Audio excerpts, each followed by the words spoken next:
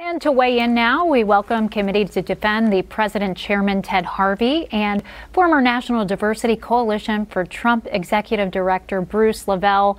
Okay, Bruce, we'll start with you. Does Senator Paul have a valid point here? Yeah, absolutely. And thanks for having me. And I'm going to tell you why. You know, I'm a family-owned business here, my wife and I, for over 27 years here in Atlanta. We're one of 30.6 million small business in this great nation. And let me tell you something, based on what we know and the knowledge and all the information that's been put out there, and we have CDC right here in our own backyard here in Atlanta. I have doctors in the family, a lot of great business people, but I'm here to tell you that based on our knowledge, you know, I have to agree with Senator Rand Paul. You know, I know that Dr. Fauci, he's the, you know, some doctors have to be a little pessimistic and he says he's a scientist, et cetera. But there's no better persons or people in this great nation that know how to govern themselves, and especially the mom and pa's, the ones, the small bar owners and restaurant owners. Let me tell you something. Here in Atlanta, a lot of places I've been, as well as in Florida, you can walk in these small establishments and you smell like pine sol, bleach. And let me tell you, gloves, there is no better people on this nation that know how to govern themselves accordingly based on the information that they know on how to protect themselves, these small mom and pop businesses. And so, you know, I disagree. I think based on what we know, we're a cleaner nation. We're talking about hygiene, ladies and gentlemen. We're talking about, you know, cleanliness. You know, we've raised our bar, you know, in terms of how we take care of ourselves, how we take care of our clients, how we take care of our employees. So I'm very optimistic. I'm with the president on this. I think we're going to be much better and stronger. Okay. Ted, there's no question that Dr. Fauci is well respected. All the polls show that people trust him.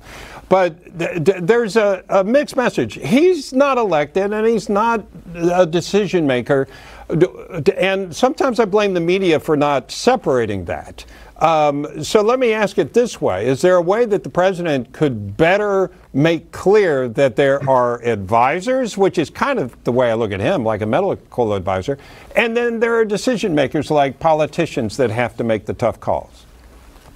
Well, yes, and I would also like to point out that it's not just Senator Paul, it's Dr. Paul. He's a doctor, so he knows what he's talking about. That's right. It's not just some politician, you know, walking around the halls of Washington, D.C. without any understanding of the epidemiology of these viruses. He understands this stuff. He's studied it. He's an MD. He's not just talking out of his left ear. He knows that there are plenty of studies out there that show that what we are doing in this country by making people quarantine in their houses is actually more dangerous and not leading to herd immunization, because we're not out there talking to each other and picking up germs and building up an immunity to it. What they're doing is destroying this economy. And what Dr. Fauci is saying is that we are going to be locked down indefinitely until we get some kind of like a vaccine or treatment or something like that. Exactly, some kind of vaccine. And that's just not practical. No, it's not. We are going bankrupt. And the doctor is saying we are going to continue to go bankrupt until he says we've got a vaccine. Right. And that's just not practical. But Mr. LeVell, what about the people who say, well, he has a job to do? It is his job to educate us on the dangers. I know on the flip side, though, people are saying, hey, we need to get back to work. But let's just drive home that message of personal responsibility. You're saying Americans can handle it. Yeah, absolutely. You know, I was talking to my father-in-law. He's 88 years old. And, you know, I said, Mr. Bell, how did you deal with the polio pandemic? And he says, you know, we governed ourselves. We took care of ourselves. He says, but this interesting thing, he said, we couldn't lock away all the healthy. We had to have the healthy out there working and doing what they need to do to take care of the sick. And I thought about that for a second. I was like, you know, you're absolutely right. And, you know, listen, doctors, they're great. You know, I have them in my family. We debate. I have neuros. I have all types. I have dentists in the family. And they all argue the fact that, you know, they go out, they deliver the information. But once again, we're getting back to information that we all know. I mean, the information's quicker now in this generation. It's quicker, it's faster. And I have been on many, many shows, and I have always said this: never underestimate the resiliency of the small business owner, guys. We're talking 30.6 million of us. Guys, that's right. Like me, mom and pops. Small businesses, sir. Small businesses, I think 40% of the GDP, I think, from that. Yes, I don't mean to cut you off. We'll get back to you in a few minutes, but we have to take a break, and we'll have continuing. Welcome back to American Agenda. We have some breaking news for you now. California Governor Gavin Newsom easing some restrictions in his state. He's allowing offices to reopen if teleworking is impossible and malls to open for curbside pickup. The order applies statewide, but it's up to individual counties to decide whether or not to implement it. It's part of California's Phase 2 plan for reopening its economy.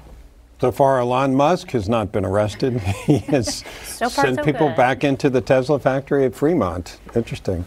The feud between President Trump and former President Barack Obama rages on. President Trump has dubbed the situation Obamagate and accuses the former president of committing what he calls, quote, the biggest political crime in American history. To weigh in, we welcome back Committee to Defend the President Chairman Ted Harvey and former National Diversity Coalition for Trump Executive Director Bruce LeVell.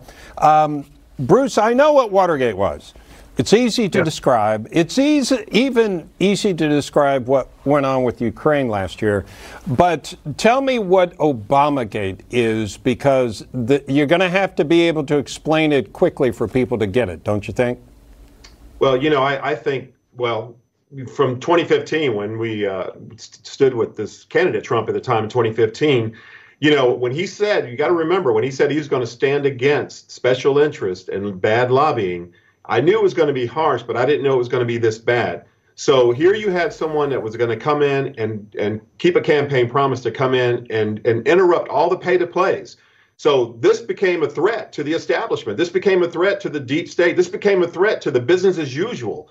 So they used the Russian collusion, delusional deal to frame these folks. And let me tell you something, General Flynn, great guy. I was on the campaign trail. Michael Flynn, you mean? Yeah. Michael Flynn, excuse me. He was a really good surrogate. He was very diligent. And one thing that disturbed me the most is that he had so much previous experience as a general with very high-level secret intelligence for this nation.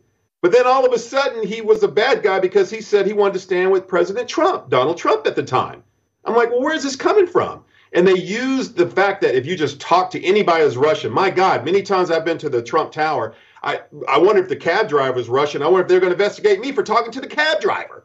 I mean, it got so out of control and so ridiculous. It really damaged this great American, this great general, and it was so sad. And I'm so glad that President Trump, Bob Barr, you know, acting director, national intelligence, Richard Grenell, are looking into these, because it does a great disservice for this nation if we have rogue people in our system that undermine the great people in our system that keep us safe.